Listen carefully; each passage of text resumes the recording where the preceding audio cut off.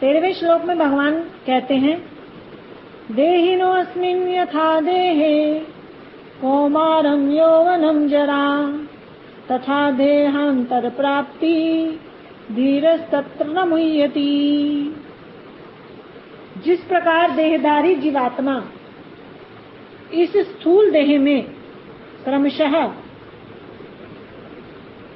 कुमारावस्था, यौवनावस्था और जरावस्था प्राप्त करता है, उसी प्रकार मरणोपरांत जीवात्मा को अन्य स्थूल देह प्राप्त होता है।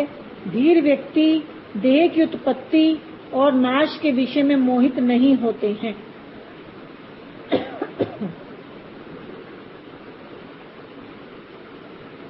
भगवान कहते हैं, स्थूल देह में परिवर्तन होते हैं। हमने पहले भी बताया 2 प्रकार की देह है, स्थूल देह और सूक्ष्म देह। सूक्ष्म देह तो स्थूल देह के भीतर विराजमान है, मन, बुद्धि, अहंकार इत्यादि, ये सूक्ष्म देह है। और स्थूल देह जो दिखाई दे रही है बाहर, तो जो परिवर्तन होते हैं वो स्थूल देह में होते हैं, सूक्ष्म देह में नहीं होते। तो स्थूल देह के परिवर्तन भगवान बता रहे, कुमारावस्था, यौवनावस्था, जरावस्था। तो आत्मा इस स्थूल देह के भीतर, सूक्ष्म देह के भीतर विराजमान है। तो इस स्थूल देह के भीतर रहते रहते भी आत्मा अपरिवर्तनशील है, लेकिन आत्मा के रहते रहते इस शरीर में, स्थूल देह में कई परिवर्तन हो जाते हैं। पहले कुमारावस्था आई, फिर यौवनावस्था आई, फिर यौवन क्षय होने पर जरावस्था आई, और जब स्थूल देह का त्याग कर दिया तो मृत्यु हो गई। तो भगवान कह रहे हैं, धीर व्यक्ति देह की उत्पत्ति और नाश के विषय में मोहित नहीं होते। देह की उत्पत्ति होना क्या है? आत्मा का स्थूल देह धारण करना जन्म है, आत्मा का स्थूल देह का त्याग करना मृत्यु। सूक्ष्म शरीर बदलता नहीं है, केवल स्थूल देह परिवर्तित होता है, स्थूल देह ही का त्याग होता है, सूक्ष्म देह का त्याग नहीं होता। तो बारंबार जो त्याग हुआ, बारंबार जो जन्म मरण हुआ, वो स्थूल देह का हुआ, भिन्न भिन्न योनियों में जो परिवर्तन हुआ। तो भगवान कह रहे हैं, जो धीर व्यक्ति है वह इस प्रकार के उत्पत्ति और नाश के विषय में मोहित नहीं होते हैं। मात्रा स्पर्शस्तु कौन्तेय शीतोष्ण सुख दुखदा आगम अपायनो नित्या शांतिस्तिक्षस्व भारत। हे कुंती पुत्र, इंद्रियों की वृत्तियों के साथ इंद्रियों के विषयों का संयोग ही सर्दी गर्मी सुख दुख देता है। वे क्षणभंगुर और अनित्य होते हैं, अतः है भरतवंशी तुम उन्हें सहन करो। इंद्रियों की वृत्तियां, इंद्रियों की वृत्ति अर्थात इंद्रियों के कार्य, जैसे देखना, सुनना, सूंघना, स्वाद चखना, ये सब क्या है? इंद्रियों के कार्य। इंद्रियों के विषयों के संयोग ही, जब इंद्रियों के कार्य इंद्रियों के विषय के साथ संयोग करते हैं। इंद्रियों के विषय क्या हैं? रस, गंध, स्पर्श, ये सब क्या है? इंद्रिय विषय।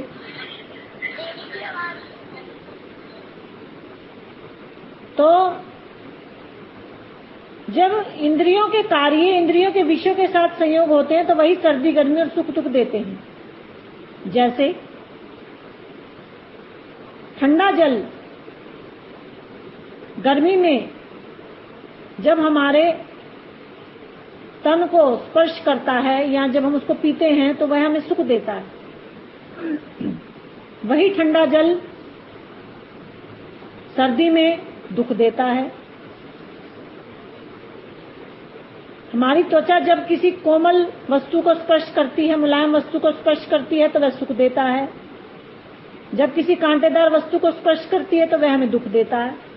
तो इंद्रियों की वृत्तियां, इंद्रियों के विषयों के संयोग ही सर्दी, गर्मी और सुख दुख देते हैं। तो भगवान कहते हैं क्षणभंगुर हैं और नित्य हैं। ये सुख दुख, सर्दी गर्मी, ये सब क्षणभंगुर हैं, ये अनित्य हैं। इसलिए हे भरतवंशी, तुम इन्हें सहन करो। यम ही नाव्यथन्ति एते पुरुषम पुरुषरीषभः सम दुख सुखम धीरम स्वमृत्वाय कल्पते। भगवान कह रहे हैं पुरुष श्रेष्ठ, ये सभी सुख दुख आदि जिस धीर व्यक्ति को विचलित नहीं कर पाते और जो धीर व्यक्ति इन सुख दुख आदि को एक समान समझता है, वह निश्चय ही मुक्ति प्राप्त करने के योग्य होता है।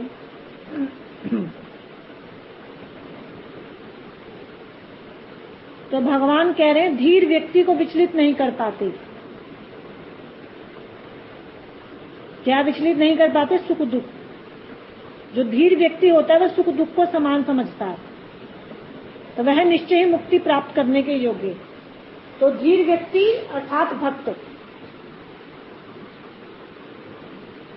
एक भक्त ही, भक्त बने बिना सुख दुख से ऊपर होना, सम अवस्था को प्राप्त करना सरल कार्य नहीं है। यह योग्यता भक्ति से ही आएगी।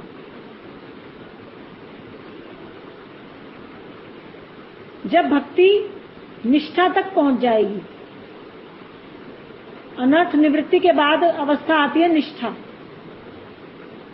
अनर्थ निवृत्ति क्या है? साधना भक्ति के द्वारा अंतःकरण की शुद्धि, यह अनर्थ निवृत्ति है। तो जब भक्ति अनर्थ निवृत्ति के बाद निष्ठा तक पहुंच जाएगी तो ये अवस्था आ जाएगी, सुख दुख में सम अवस्था आ जाएगी। सुख दुख फिर व्यक्ति को विचलित नहीं कर पाएंगे। तो वह ही व्यक्ति भगवान कह रहे मुक्ति प्राप्त करने के योग्य है। ना सतो विदते भावो ना भावो विदते सता उभयोरपि दृष्टस्वंत अन्यो तत्वदर्शिवी। भगवान कह रहे हैं असत वस्तु देह व देह से संबंधित सुख दुख आदि की तो सत्ता नहीं है, और सतवस्तु जीव और आत्मा का विनाश नहीं है। तत्वदर्शियों ने इन दोनों की विवेचना करके ऐसा निष्कर्ष निकाला है। बोले हरे कृष्ण। असत वस्तु क्या है? देह, और देह से संबंधित सुख दुख आदि सब असत है। तो भगवान कह रहे हैं इनकी तो सत्ता नहीं है, ये वास्तविक नहीं है, क्षणिक है, नाशवान है। और सतवस्तु जीवात्मा, इसका विनाश नहीं है। सतवस्तु, सत पदार्थ में परमात्मा भी आते हैं, लेकिन यहाँ भगवान आत्मा के विषय में ज्ञान दे रहे हैं। तो सत और असत की विवेचना कर रहे हैं भगवान इस श्लोक में। यही सांख्य योग है। सांख्य योग में असत और सत वस्तु का विश्लेषण किया जाता है। तो सत पदार्थ का विनाश नहीं है, आत्मा का विनाश नहीं है, भगवान कह रहे हैं। और देह की सत्ता नहीं है, उसका विनाश है। तो तत्वदर्शियों ने इन दोनों की विवेचना करके ऐसा निष्कर्ष निकाला है। इसी बेस पर अध्यात्म टिका है। सत और असत की विवेचना पर ही अध्यात्म टिका है। बोले हरे कृष्ण।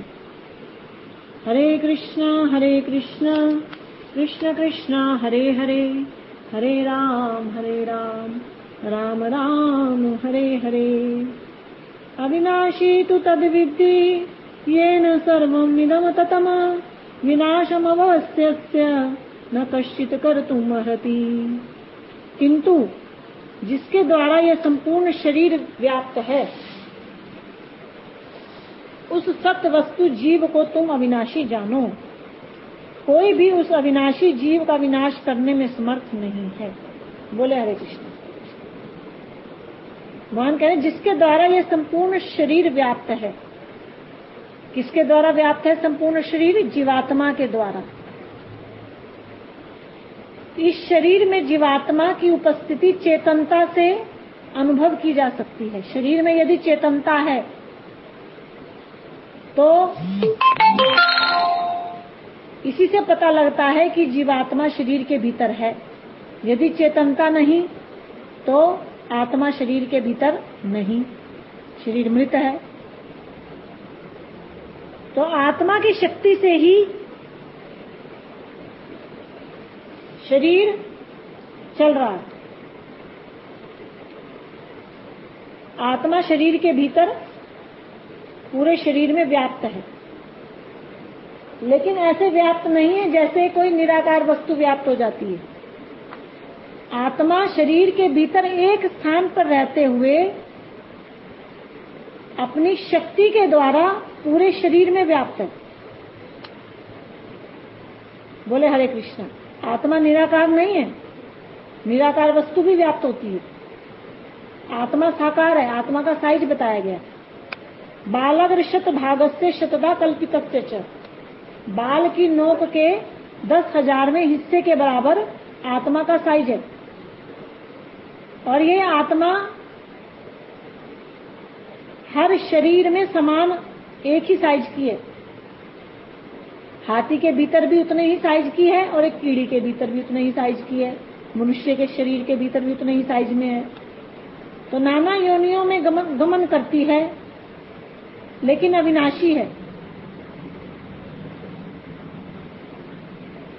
जैसे हरिचंदन की एक बूंद शरीर में एक स्थान पर लगाने से पूरे शरीर में शीतलता का अनुभव होता है, वैसे ही जीव शरीर के एक भाग में स्थित होकर पूरे शरीर में अनुभूत होता है चेतनता के माध्यम से। बोले हरे कृष्ण। तो यह आत्मा अविनाशी है। इस अविनाश आत्मा को विनाश करने में कोई भी समर्थ भगवान कह रहे हैं नहीं है। अंतवंत इमे देहा नित्य सोक्ता शरीरिणः अनाशिनो अप्रमेयस्य तस्मात् युद्धस्व भारत। नित्य विनाश रहित और अप्रमेय जीव के ये सभी जड़ देह विनाशशील कहे गए हैं। अतः भरतवंशी अर्जुन तुम युद्ध करो। आत्मा की विशेषता बता रहे हैं भिन्न भिन्न। आत्मा नित्य है, हमेशा रहेगी, हमेशा है, हमेशा रहेगी। विनाश रहित है, अविनाशी है, अप्रमेय। इसे मापा नहीं जा सकता। मापा नहीं जा सकता फिर भी इसका साइज है। अप्रमेय अर्थात इसे किसी जड़ यंत्र के द्वारा, संसारिक भौतिक यंत्र के द्वारा इसको मापा नहीं जा सकता। फिर भी शास्त्रों में इस आत्मा का साइज बाल की नोक के 10,000वें हिस्से के बराबर बताया गया है। तो भगवान कह रहे हैं, हे भरतवंशी अर्जुन, जड़ देह तो विनाशशील है और जीव विनाश रहित है, अप्रमेय है, नित्य है, इसलिए तुम युद्ध करो। आगे भगवान कहते हैं, यैनं वेति हन्तारं यश्चैनं मन्यते हतम् उभौ तौ नाभिजानीतो नायं हन्ति न हन्यते। जो व्यक्ति इस जीव को वध करने वाला और वध होने वाला समझते हैं वह दोनों ही अज्ञानी हैं, क्योंकि जीव ना तो किसी का वध करता है और ना ही किसी के द्वारा इसका वध हो सकता है। बोले हरे कृष्ण। भगवान कह रहे हैं जीव का तो वध हो ही नहीं सकता, इसलिए तुम हनन कार्य के तुम करता नहीं हो। जीव तो मारा ही नहीं जा सकता। जो इसका वध करने वाला या वध होने वाला समझते हैं वो अज्ञानी है। तो जब जीव का वध नहीं हो सकता तो क्या फिर जीव हत्या करनी चाहिए? बोले हरे कृष्ण। उत्तर है नहीं। शरीरों की हत्या नहीं करनी चाहिए। कुछ लोग जो है भिन्न भिन्न मनुष्य योनि में जन्म लेकर भी पशुओं को मारते हैं, खाते हैं, इस श्लोक का आश्रय लेकर कि जीव की तो हत्या हो ही नहीं सकती। तो यहां भगवान इसलिए कह रहे हैं युद्ध करने के लिए, क्योंकि युद्ध करना अर्जुन का क्षत्रिय धर्म है। क्षत्रिय धर्म में यदि किसी को युद्ध में मारा भी जाता है तो पाप नहीं लगता। यदि राजा किसी को दंड देता है तो उसे पाप नहीं लगता। लेकिन अगर सामान्य व्यक्ति किसी की हत्या करेगा तो उसे पाप लगेगा। यदि मनुष्य पशुओं को मारकर खाएगा तो उसे पाप लगेगा। तो भगवान हत्या के लिए प्रेरित नहीं कर रहे, भगवान अर्जुन को युद्ध के लिए प्रेरित कर रहे हैं, आत्मज्ञान दे रहे हैं कि आत्मा का वध नहीं हो सकता, आत्मा मारी नहीं जा सकती, आत्मा तो अविनाशी है। 20वां श्लोक, ना जायते म्रियते वा कदाचिन नायं भूत्वा भविता वा न भूयः अजो नित्य शाश्वतोऽयं पुराणो न हन्यते हन्यमाने शरीरे। अब इस श्लोक में भी भगवान आत्मा की विशेषताएं बता रहे हैं। यह जीव कभी ना तो जन्म लेता है, ना ही मरता है, अथवा पुनः पुनः यह उत्पन्न नहीं होता। यह अजन्मा है, नित्य, शाश्वत और प्राचीन होने पर भी नवीन है। शरीर के नष्ट होने पर भी जीव का विनाश नहीं होता। आत्मा का नित्यत्व सिद्ध करते हुए भगवान कहते हैं कि ना जायते म्रियते वा कदाचिन, ना तो वर्तमान में, ना भविष्य में, ना भूतकाल में, किसी भी काल में आत्मा का जन्म नहीं, मृत्यु नहीं। ये आत्मा अजन्मा है, नित्य है, शाश्वत है, अत्यंत प्राचीन है। प्राचीन होने पर भी ये नवीन है। इसमें कोई विकार नहीं आता। विकार तो शरीर में आता है, ये कभी बूढ़ा नहीं होता। बूढ़ा तो शरीर होता है, इसका विनाश नहीं होता। शरीर के नष्ट हो जाने पर भी यह अविनाशी है। 21वें श्लोक में भगवान फिर आत्मा की विशेषताएं बताते हैं। वेदा विनाशिनम नित्यम येनम अजमव्ययम कथम सा पुरुष पार्थ कम घात्यति हंतिकम। हे पार्थ, जो व्यक्ति इस जीव को नित्य, अजन्मा, अव्यय और अविनाशी जानता है, वह भला किस प्रकार किसी का वध करवा सकता है या वध कर सकता है। आत्मा तो नित्य है, अजन्मा है, अव्यय है, अविनाशी है। तो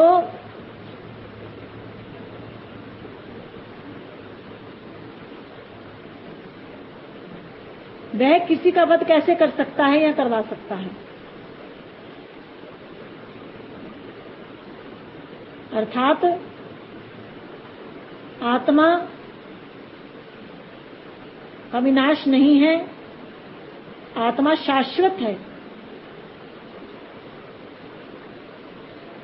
22वें श्लोक में भगवान कहते हैं, वांसांसि जीर्णानि यथा विहाय नवानि गृह्णाति नरोपराणि तथा शरीरानि विहाय जीर्णान्यन्यानि संयाति नवानि देहि।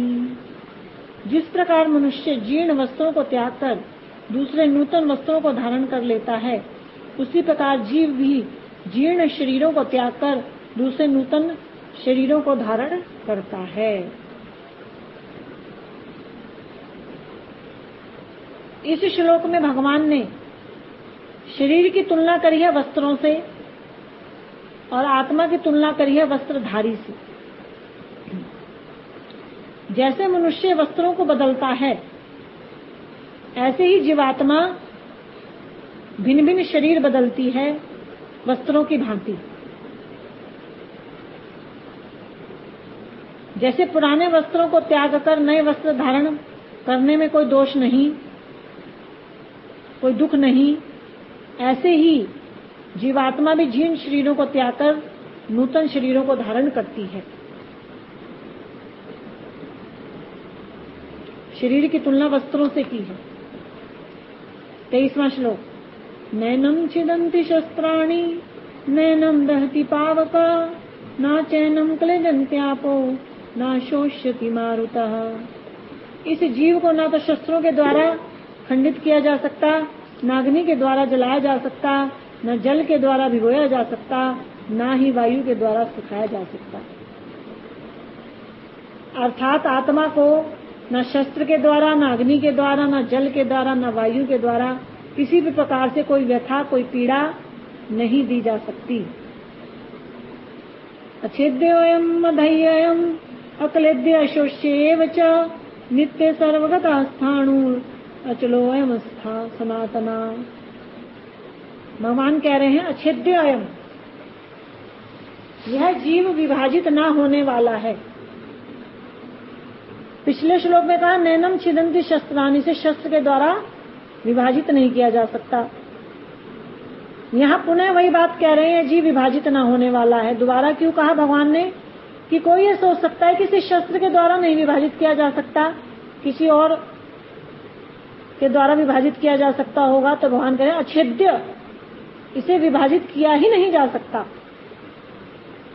अध्यय्यम्, पिछले श्लोक में भगवान ने कहा कि नैनम दहति पावका, इसे अग्नि के द्वारा जलाया नहीं जा सकता, और यहाँ कह रहे अध्यय्य। तो कोई सोच सकता है कि अग्नि के द्वारा नहीं जलाया जा सकता, किसी और के द्वारा जलाया जा सकता होगा, तो भगवान ने कह दिया अध्यय्य, इसको जलाया ही नहीं जा सकता।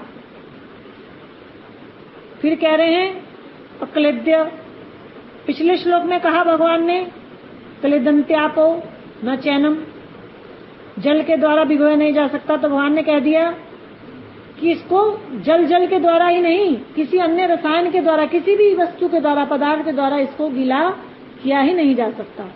अशोष्य, पिछले श्लोक में भगवान ने कहा था कि वायु के द्वारा सुखाया नहीं जा सकता, तो कोई सोच सकता है कि वायु के द्वारा नहीं सुखाया जा सकता, किसी अन्य पदार्थ के द्वारा सुखाया जा सकता होगा, तो यहाँ भगवान ने कह दिया अशोष्य, किसी भी वस्तु के द्वारा इसको सुखाया नहीं जा सकता।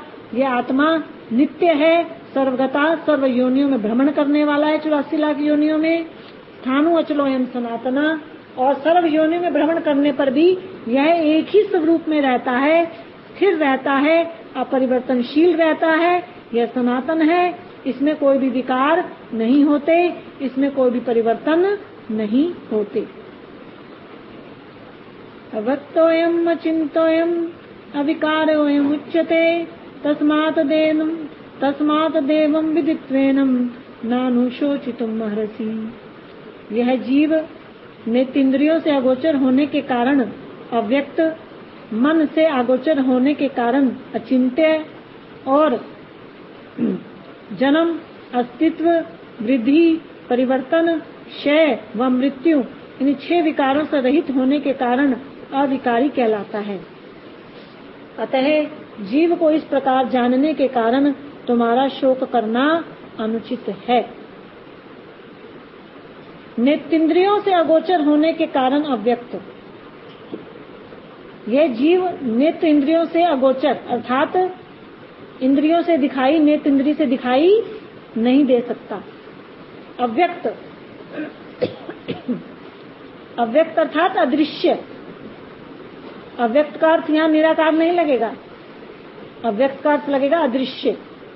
तो नेत्रेंद्रिय से अगोचर होने के कारण यह आत्मा, ये जीवात्मा क्या है, अदृश्य है, और मन से अगोचर होने के कारण अचिंत्य है, अर्थात जड़ मन से इसको अनुभूत नहीं किया जा सकता। जब भक्ति के द्वारा मन शुद्ध हो जाएगा तब इस आत्मा की अनुभूति होती है। और ये आत्मा जन्म नहीं लेती, इस आत्मा में 6 विकार नहीं होते, अस्तित्व नहीं होता, अस्तित्व मतलब स्थिरता, यह वृद्धि को प्राप्त नहीं होती, इसमें कोई परिवर्तन नहीं होते, यह क्षय, इसमें क्षीणता नहीं होती, और इसमें मृत्यु नहीं होती। ये 6 विकारों से रहित है आत्मा, इसलिए अविकारी कहलाती है। इसलिए भगवान कह रहे हैं जो इन जीवात्मा की इन विशेषताओं को जानता है वह शोक नहीं करता। इस प्रकार जानने के पश्चात भगवान कह रहे हैं तुम्हारा शोक करना अनुचित है। अथ चैनम नित्य जातम नित्यम वा मनसे मृतम तथापि तुम महाबाहो नैनम शोचितुम अर्हसि। यदि तुम इस जीव को नित्य जन्मशील और नित्य मननशील भी मानते हो तो भी हे महाबाहो अर्जुन, इस विषय में तुम्हारा शोक करना उचित नहीं है। महाबाहो अर्जुन का एक नाम है। तो भगवान कह रहे हैं यदि तुम जीवात्मा को जन्मशील और मरणशील भी मानते तो भी तुम्हें शोक नहीं करना चाहिए। क्यों? क्योंकि अगले श्लोक में भगवान कहते हैं जातस्य ही ध्रुवो मृत्युम ध्रुवम जन्ममृतस्य च तस्मात् परिहार्यर्थे न तुम शोचितुम अर्हसि। निश्चय ही जन्म प्राप्त व्यक्ति की मृत्यु निश्चित है और मृत व्यक्ति का पुनर्जन्म भी निश्चित है। अतः इस अवश्यम भावी विषय में तुम्हारा शोक करना अनुचित है। जातस्य ही ध्रुव मृत्यु ध्रुवम जन्म मृतस्य च। इस श्लोक में भगवान पुनर्जन्म के सिद्धांत की स्थापना कर रहे हैं। कुछ लोग कहते हैं कि मनुष्य जीवन हमारा आखिरी जीवन है, अब इसके बाद तो मुक्ति हो जाएगी। नहीं, जन्म के बाद मृत्यु, मृत्यु के बाद जन्म होगा। जब तक भक्ति करके भगवान के धाम को प्राप्त नहीं कर लेंगे तब तक जन्म मरण का चक्र चलता रहेगा। प्रारब्ध कर्म को भोगने के लिए हमें जन्म मिला है। जब प्रारब्ध कर्म समाप्त हो जाएंगे तो मृत्यु हो जाएगी और कर्म फल का भोग करने के लिए जन्म लेना पड़ता है पुनः पुनः दोबारा। मनुष्य कर्म करता है वर्तमान जन्म में, तो इन कर्मों का फल उसको आने वाले जन्मों में मिलेगा। तो इन कर्मों के फलों का भुगतान करने के लिए उसको आने वाले समय में दोबारा जन्म लेना पड़ेगा। और वर्तमान समय में वह पिछले जो उसने जन्मों में कर्म किए थे उन जन्मों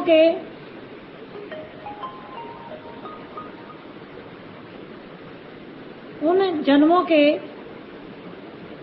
कर्म को जो इस वर्तमान समय में लिख दिए गए हैं प्रारब्ध के रूप में, उस प्रारब्ध कर्म को वह भोग रहा है। बोले हरे कृष्ण। तो मृत्यु के बाद जन्म और जन्म के बाद मृत्यु अवश्यम भावी है। हरे कृष्ण कृष्ण कृष्ण हरे हरे, हरे राम राम राम हरे हरे। 28वां श्लोक।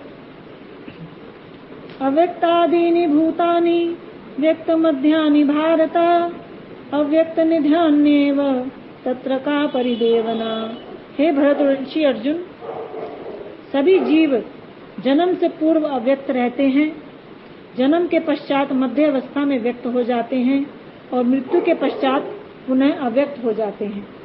अतः इस विषय में शोक क्यों? सभी जीव जन्म से पूर्व अव्यक्त रहते हैं। अव्यक्त रहते हैं अर्थात जन्म से पूर्व यह नहीं पता था कि जीव कहाँ था। जन्म के पश्चात मध्य अवस्था में व्यक्त रहते हैं। अब जीव की उपस्थिति का पता है जन्म के समय, और मृत्यु के पश्चात पुनः व्यक्त हो जाते हैं। अर्थात मृत्यु के बाद कोई यह नहीं पता लगा सकता कि जीव कहाँ गया। तो भगवान कह रहे हैं अतः इस विषय में शोक क्यों। 29वां श्लोक। आश्चर्यवत् पश्यति कश्चिदेनम् आश्चर्यवद् वदति तथैव चान्यः आश्चर्यवच्चैनं मन्ये शृणोति श्रुत्वाप्येनं वेदना चैव कश्चित्। कोई इस जीव को आश्चर्य की भांति देखता है। अभी तो कह दिया कि ये जीव नेत्रेंद्रियों से अगोचर है, अभी भगवान कह रहे हैं कि आश्चर्य की भांति देखता है।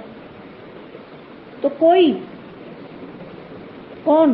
बिरला पुरुष जो अपने अंतःकरण को शुद्ध कर लेता है, जो इसका मन शुद्ध हो जाता है, वह इसे आश्चर्य की तरह आत्मा को देख पाता है। सामान्य व्यक्ति से आत्मा को नहीं देख पाता। आत्मा तो नेत्रेंद्रियों से अगोचर है, देखा ही नहीं जा सकता। तो बिरला महापुरुष ही इसको देख पाता है।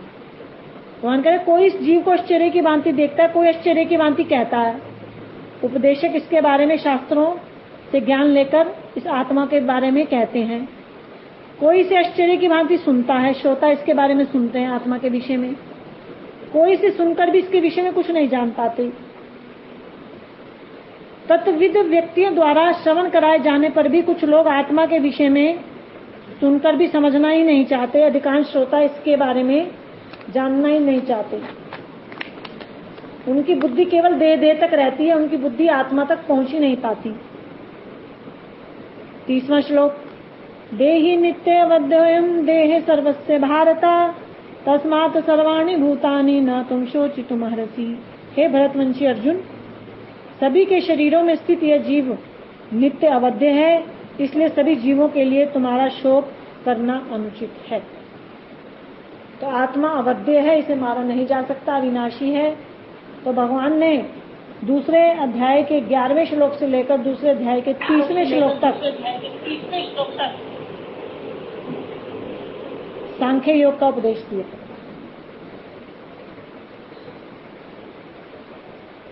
और आत्मा की भिन्न भिन्न विशेषताएं बताई और शरीर के पुनर्जन्म के सिद्धांत की भगवान ने स्थापना की।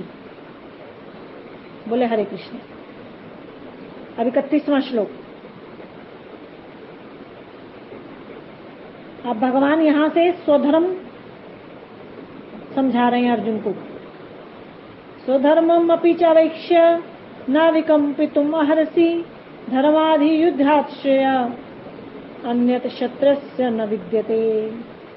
और स्वधर्म का विचार करने पर भी तुम्हारा विचलित होना अनुचित है, क्योंकि धर्म के लिए युद्ध करने की अपेक्षा एक क्षत्रिय के लिए अन्य कोई मंगल कार्य नहीं है। भगवान कह रहे हैं, एक तो आत्मा क्योंकि अविनाशी है, इसके वध की आकांक्षा से तुम्हारा विचलित होना अनुचित है। दूसरा, यदि तुम स्वधर्म का भी विचार करो, स्वधर्म अर्थात कौन सा धर्म? क्षत्रिय धर्म, तो भी तुम्हारा विचलित होना अनुचित है, क्योंकि क्षत्रिय के लिए युद्ध से बड़ा मंगल कार्य और कोई नहीं है। आगे 32वें श्लोक में भगवान कहते हैं, यदिच्छया चोपपन्नम स्वर्ग द्वारम अपावृतम सुखिनः क्षत्रियः पार्थ लभन्ते युद्धम ईदृशम। हे पृथापुत्र अर्जुन, भाग्यशाली क्षत्रियगण ही स्वर्ग के खुले द्वार के समान इस प्रकार के युद्ध के अवसर को स्वतः प्राप्त किया करते हैं। श्री अर्जुन जी ने प्रथम अध्याय के 36वें श्लोक में कहा था कि बंधु बांधवों की हत्या करने से मुझे क्या मिलेगा, क्या सुख प्राप्त होगा। तो भगवान यहाँ पर उत्तर दे रहे हैं कि क्षत्रिय के लिए युद्ध करने से स्वर्ग के द्वार खुल जाते हैं, अपने आप ही खुल जाते हैं। तो भगवान यहाँ पर बता रहे हैं कि क्या मिलेगा, स्वर्ग मिलेगा। 33वें श्लोक में भगवान कहते हैं, अथ चेतम इमं धर्म्यम संग्रामम न करिष्यसि तथा स्वधर्मम कीर्ति चाहित्वा पापम वाप्स्यसि। यदि तुम यह धर्म युद्ध नहीं करोगे तो स्वधर्म और कीर्ति को खोकर पाप को अर्जित करोगे, क्योंकि स्वधर्म का पालन ना करने से तुम्हें पाप लगेगा। बोले हरे कृष्ण। हरे कृष्ण कृष्ण कृष्ण हरे हरे, हरे राम राम राम हरे हरे। एक है स्वधर्म और एक है भागवत धर्म। भागवत धर्म स्वधर्म से भी ऊपर है।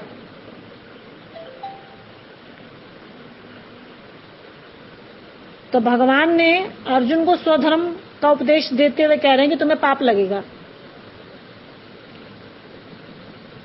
और भगवत गीता में ही भगवान 18वें अध्याय के 66वें श्लोक में कहते हैं, सर्वधर्मान परित्यज्य मामेकं शरणं व्रज अहम त्वम सर्वपापेभ्यो मोक्षयिष्यामि मा शुचः। सारे धर्मों को छोड़ दे।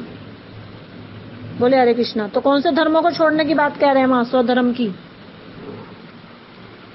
जो स्वधर्म भक्ति के मार्ग में विरोधी है, भागवत धर्म के मार्ग में विरोधी है, स्वधर्म के त्याग की बात कही है भगवान ने वहां पर। और यहां भगवान स्वधर्म के पालन की बात कह रहे हैं। बोले हरे कृष्णा। भागवत में उदाहरण आता है कि प्रहलाद जी ने अपने स्वधर्म का त्याग कर दिया, पुत्र धर्म का त्याग किया। हिरण्यकशिपु कहता था कि मुझे भगवान मान, प्रहलाद जी ने नहीं माना। हिरण्यकशिपु ने तरह तरह से प्रहलाद जी को प्रताड़ित किया। भगवान नरसिंहदेव प्रकट हुए और हिरण्यकशिपु का वध कर दिया। तो प्रहलाद जी ने पुत्र धर्म पालन नहीं किया, तो प्रहलाद जी को पाप नहीं लगा। स्वधर्म का पालन ना करने से पाप नहीं लगा।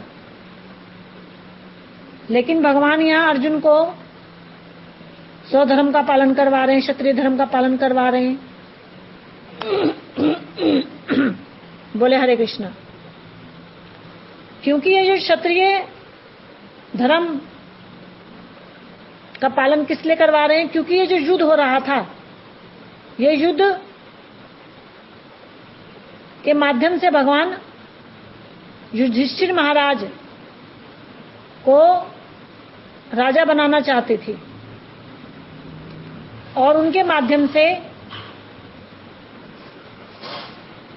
उनको चक्रवर्ती सम्राट बनाकर उनके माध्यम से भागवत धर्म की स्थापना कराना चाहते थे। बोले हरे कृष्णा। इसलिए भगवान इस युद्ध को कराना चाह रहे हैं। ये युद्ध वास्तव में भागवत धर्म के लिए है। तो इसलिए अर्जुन को भगवान युद्ध करने के लिए प्रेरित कर रहे हैं। अकीर्तिम चापि भूतानि कतिष्यन्ति ते अव्ययाम संभावितस्य च कीर्ति मरणाततिरिच्यते। भगवान कहते हैं सभी लोग तो सदैव तुम्हारे अक्षय अपयश की चर्चा करेंगे और प्रतिष्ठित व्यक्ति के लिए अपयश तो मृत्यु से भी अधिक कष्टकारी होता है। भगवान कह रहे हैं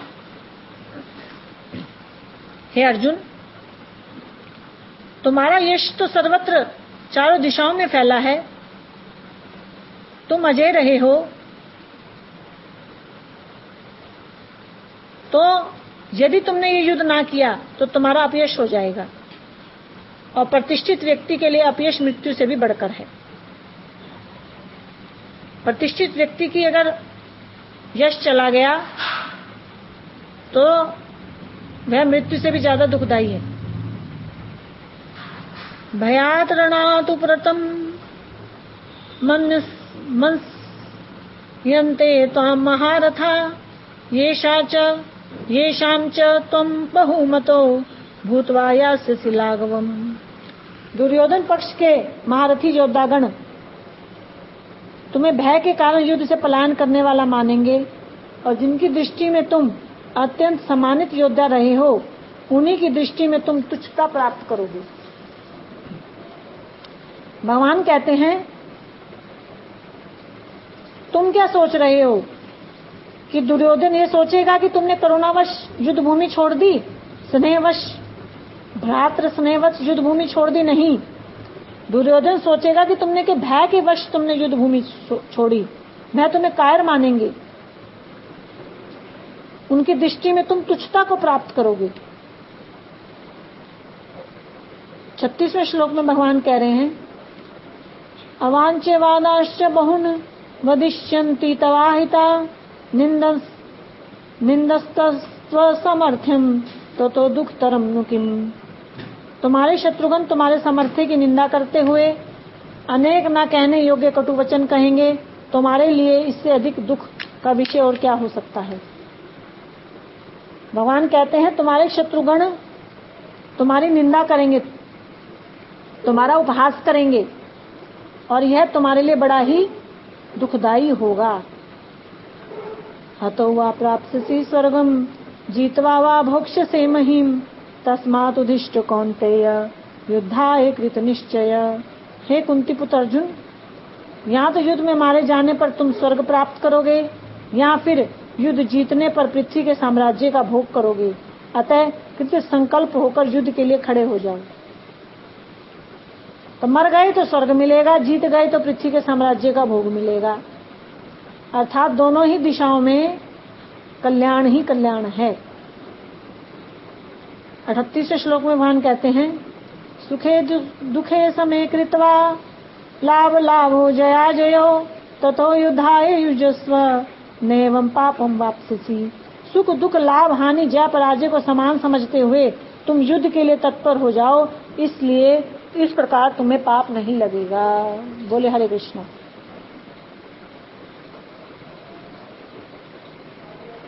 यदि कर्म के फल में आसक्ति रहती है तो कर्म बंधन होता है, पाप लगता है। तो भगवान कह रहे हैं कि आसक्ति रहित होकर युद्ध करो।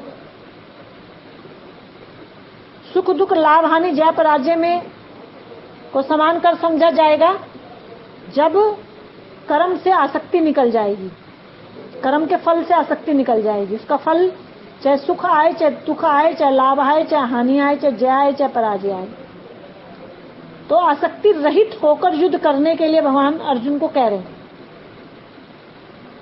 तो हम कह रहे हैं ऐसा करने से तुम्हें ना तो कर्म बंधन लगेगा ना पाप लगेगा। बोले हरे कृष्ण। हरे कृष्ण कृष्ण कृष्ण हरे हरे, हरे राम राम राम हरे हरे। 31 से 38 तक भगवान ने स्वधर्म की शिक्षा दी है अर्जुन को। 39वें श्लोक में भगवान भक्ति योग की बात कर रहे हैं।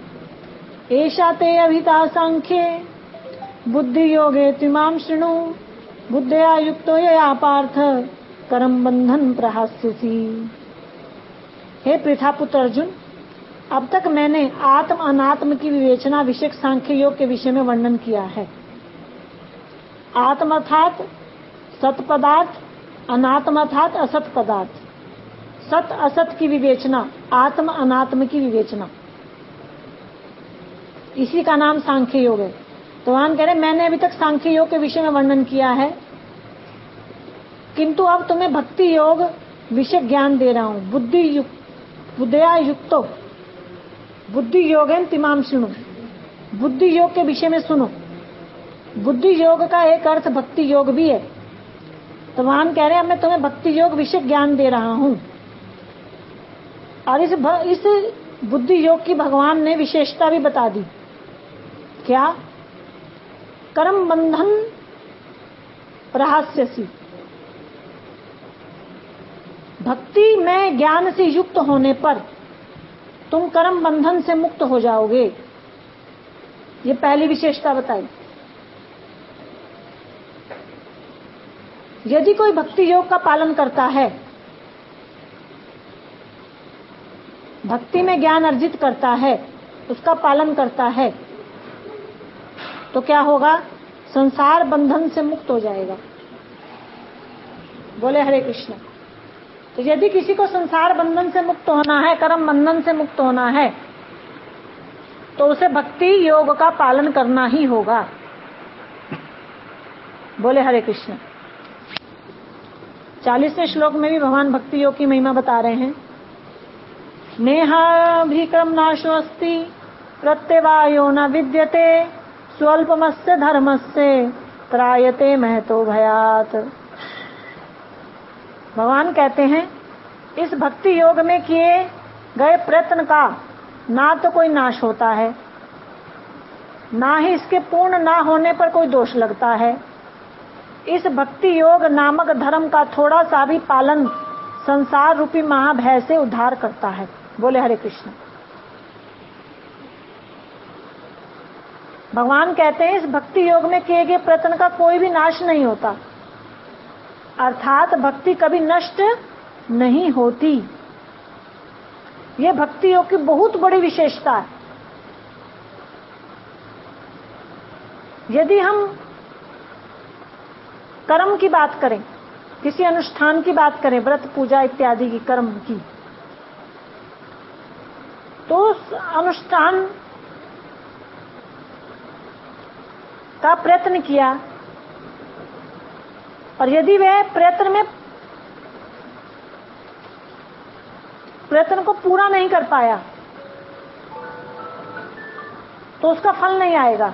अनुष्ठान अगर पूरा नहीं हुआ तो उसका पूरा फल नहीं आएगा, वो नाश हो जाएगा, नष्ट हो जाएगा। उदाहरण मेघनाथ ने निकुंबला को प्रसन्न करने के लिए यज्ञ का अनुष्ठान किया। उसका यज्ञ लगभग 90% से ऊपर पूरा हो चुका था, लेकिन वहां उस यज्ञ को भंग करने के लिए हनुमान जी और लक्ष्मण जी आ गए और उसका यज्ञ भंग कर दिया। तो उसने जो अनुष्ठान किया था 90% वो उसका नाश हो गया, उसका फल नहीं आया। तो भक्ति में ऐसा नहीं है।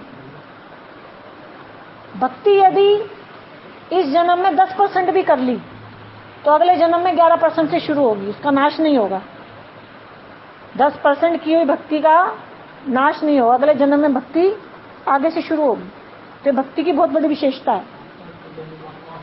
आगे कह रहे ना ही इसके पूर्ण होने पर कोई दोष लगेगा। यदि भक्ति पूर्ण नहीं हुई तो दोष भी नहीं। कर्म के अनुष्ठान में तो दोष लगता है, उसका विपरीत परिणाम भी आता है, लेकिन भक्ति में विपरीत परिणाम भी नहीं आता, कोई दोष भी नहीं लगता, प्रत्यवाय भी नहीं होता, उल्टा प्रभाव नहीं आता। कुछ लोग कहते हैं कि कुछ लोग नियम लेते हैं कि हम प्रतिदिन 4 माला करेंगे और किसी दिन नहीं कर पाते, तो नहीं कर पाने का भी कोई दोष नहीं है। बोले हरे कृष्णा।